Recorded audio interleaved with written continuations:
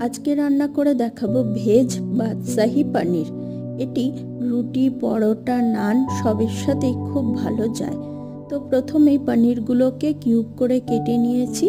তারপর একটি প্যানের মধ্যে কিছুটা বাটারকে মেল্ট করে দিয়ে তার মধ্যে পনিরের কিউবগুলোকে হালকা সতে ফ্রাই করে নিয়েছি।